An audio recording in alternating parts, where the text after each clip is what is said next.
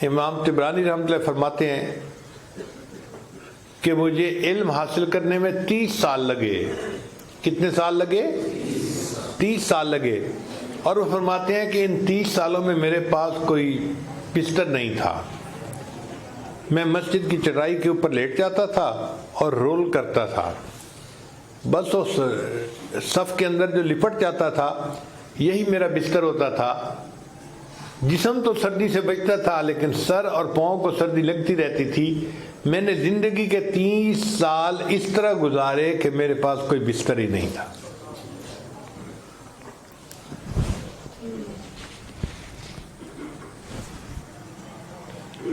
امام طبرانی رحمۃ اللہ اپنا واقعہ لکھتے ہیں، فرماتے ہیں کہ ہم 3 دوست تھے، ابو شیخ اور طبرانی اور مکری۔ ہم مسجد نبوی میں علم حاصل کرتے تھے۔ ہمارے پاس کھانا پینا ختم ہو گیا، تو جب کھانا پینا ختم ہو گیا تو اب پانی پی کے گزارا تو نہیں ہوتا۔ نقاہت اتنی ہو گئی کہ ہم سے بیٹھے ہیں تو اٹھا نہیں جاتا اور اٹھتے ہیں تو چکر آتے ہیں۔ میرے 2 دوست کہنے لگے بھائی ہم تو نہیں اتنی بھوک برداشت کر سکتے، ہم واپس اپنے گھروں کو جاتے ہیں۔ میں نے کہا کہ نہیں، میں تو ابھی کچھ دن اور رہوں گا اور علم حاصل کروں گا۔ اب چند دن اور گزرے تو میرا بھوک سے بہت برا حال، میں نقاہت کی وجہ سے مسجد نبوی میں لیٹا ہوا تھا۔ اچانک مجھے خیال آیا کہ میں مسجد نبوی کا طالب علم ہوں، میں نبی علیہ السلام کا مہمان ہوں، میں جا کر نبی علیہ السلام کو عرض تو کروں کہ میں آپ کا مہمان ہوں اور مجھے بھوک لگی ہوئی ہے۔ طبرانی رحمۃ اللہ فرماتے ہیں کہ یہ خیال آنے کے بعد میں مواجہ شریف حاضر ہوا، نبی علیہ السلام پہ صلاۃ والسلام پیش کیا، اور صلاۃ والسلام پیش کرنے کے بعد یہ الفاظ کہے، یا رسول اللہ الجوع، اے اللہ کے رسول صاحب مجھے بہت بھوک لگی ہے۔ یہ الفاظ کہہ کے میں قدمین کی طرف سے باہر نکل آیا۔ جیسے میں دروازے پہ نکلا ایک آدمی میرا نام پکار رہا تھا، طبرانی طبرانی طبرانی۔ میں بڑا حیران، یہاں تو کوئی میرا واقف بھی نہیں ہے تو یہ میرا نام کیسے پکار رہا ہے؟ میں نے اس عربی سے پوچھا کہ تم میرا نام کیسے پکار رہے ہو؟ اس نے کہا کہ دیکھو مسجد نبوی کی دیوار اور میرے گھر کی دیوار ایک ہے، میں مسجد نبوی کا پڑوسی ہوں۔ میں اپنے گھر میں دوپہر کے وقت قیلولہ کر رہا تھا، مجھے خواب میں نبی علیہ السلام کی زیارت نصیب ہوئی اور اللہ کے محبوب صلی اللہ علیہ وسلم نے فرمایا کہ مسجد میں ایک طالب علم ہے جو بھوک ہے، اس کا نام طبرانی ہے، تم اسے کھانا کھلاؤ۔ اب جیسے ہی میری آنکھ کھلی میں نے اپنی بیوی کو خواب سنایا، اس نے کہا یہ میں نے سالن بنایا ہے اور یہ روٹیاں پکائی ہیں، یہ جا کے پہلے طالب علم کو کھلاؤ، ہم اپنے لیے اور کھانا بنا لیں گے۔ تو میں گھر سے روٹیاں اور سالن لے کے نکلا ہوں اور آپ کا نام پکار رہا ہوں کہ نبی علیہ السلام نے حکم دیا ہے کہ میں آپ کو کھانا کھلاؤں۔ ان طلباء کے ساتھ اللہ کے محبوب صلی اللہ علیہ وسلم کو ایسی محبت۔ نبی علیہ السلام نے ارشاد فرمایا، العلم نور، علم ایک روشنی ہے۔ اس کا معنی یہ ہوا کہ جہالت اندھیرے کی مانند ہے۔ علم اگر روشنی ہے تو جہالت اندھیرا ہے۔ نبی علیہ السلام نے ارشاد فرمایا کہ جو عالم ہوتا ہے اس کو عابد کے اوپر فضیلت حاصل ہے۔ چنانچہ ابو الدرداء رضی اللہ عنہ اس حدیث کے راوی ہیں کہ نبی علیہ السلام نے ارشاد فرمایا، فضل العالم علی العابد کفضل القمر لیلۃ البدر علی سائر الکواکب، کہ جس طرح تمام ستاروں پر 14ویں کے چاند کو فضیلت حاصل ہے، اس طرح عبادت گزاروں کے اوپر ایک عالم کو فضیلت حاصل ہوتی ہے۔ اور نبی علیہ السلام نے یہ بھی ارشاد فرمایا کہ من یرد اللہ بہ خیر یفقہہ فی الدین، اللہ تعالیٰ جس کے ساتھ خیر کا ارادہ فرماتے ہیں اس کو دین کی سمجھ عطا فرما دیتے ہیں۔ تو دین کا علم مل جانا، دین کی سمجھ حاصل ہو جانا، یہ خیر کی علامت ہے۔ یہ بات ذہن میں رکھیے کہ جو دینی مدارس کے طلباء ہیں یہ اپنی مرضی سے نہیں آتے مدرسے میں، اللہ ان کو چنتا ہے پہلے، یہ سلیکشن اللہ کی طرف سے ہوتی ہے، جس کو اللہ پسند فرماتے ہیں وہ آتا ہے، ہر بندہ طالب علم بن کے نہیں آ سکتا۔ یونیورسٹی کالجوں میں ہر کوئی جا سکتا ہے، جس کا جی چاہے اس کے لیے یونیورسٹی کالج کا دروازہ کھلا ہے۔ مدرسہ کا دروازہ صرف ان لوگوں کے لیے کھلتا ہے جن کو اللہ پہلے پسند فرماتے ہیں۔ قرآن مجید میں اللہ تعالیٰ کا ارشاد ہے ثم اورثنا الکتاب، پھر ہم نے اپنی کتاب کا وارث اپنے بندوں میں سے ان کو بنایا الذین اصطفینا من عبادنا، جو ہمارے چنے ہوئے بندے تھے۔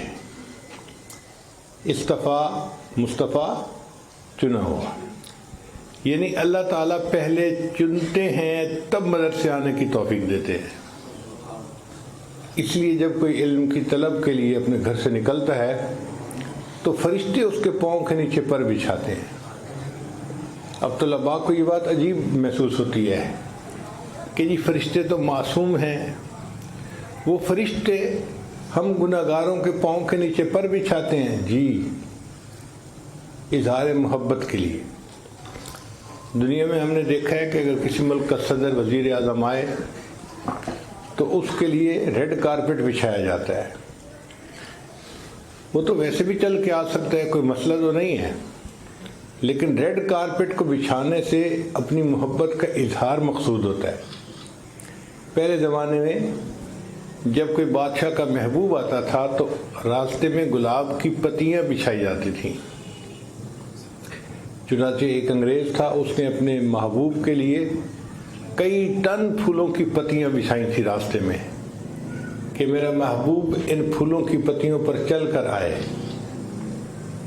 کسی شاعر نے کہا اے باد صبا کچھ تو ہی بتا، مہمان جو آنے والے ہیں۔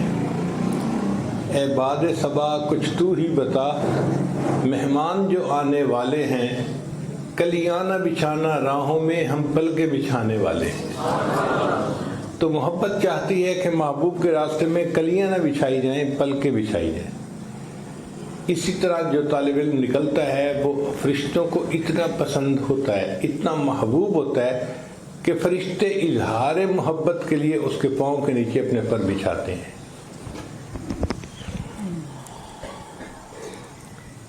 حضرت صفوان رضی اللہ عنہ اس کی روایت کرتے ہیں ما من رجل خرج من بیتہ لیطلب العلم الا وضعت له الملائکۃ اجنحتها رضا لما یصنع، خوشی کی وجہ سے کہ یہ بندہ علم کی طلب کے لیے گھر سے نکلا ہے، فرشتے پاؤں کے نیچے پر بچھاتے ہیں۔ اس لیے نبی علیہ السلام نے ارشاد فرمایا کہ من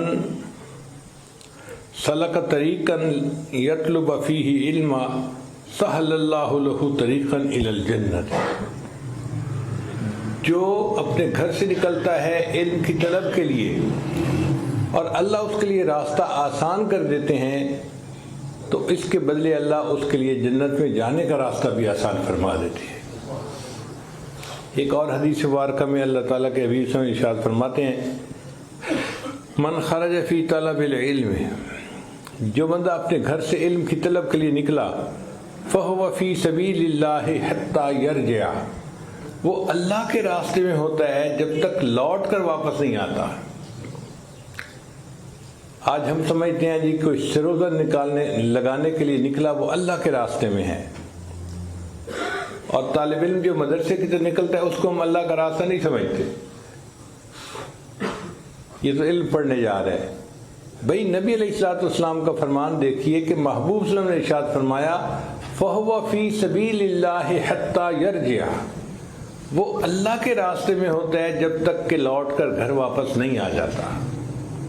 اس لیے طالب علم جب مدرسے میں ہوتا ہے نا، اسے ہر حال میں ثواب ملتا ہے، پڑھنے پہ بھی ثواب ملتا ہے، سونے پہ بھی ثواب ملتا ہے، کھانا کھانے پہ بھی ہر وقت ثواب مل رہا ہوتا ہے۔ طالب علم کی مثال معتکف کی سی ہے۔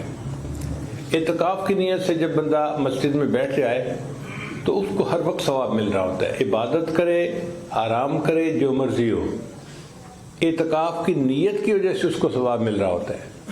اسی طرح طالب علم جب علم کی طلب کی نیت سے گھر سے نکل پڑا، مدرسے پہنچا تو اس کو ہر وقت ثواب مل رہا ہوتا ہے. اس کو مدرسے میں موجود ہونا ثواب ملنے کے لیے کافی ہے. لہذا وہ طلباء خوش نصیب ہیں جو مدرسے میں دینی علم حاصل کر رہے ہیں. ہر بندہ یہ علم حاصل نہیں کر سکتا.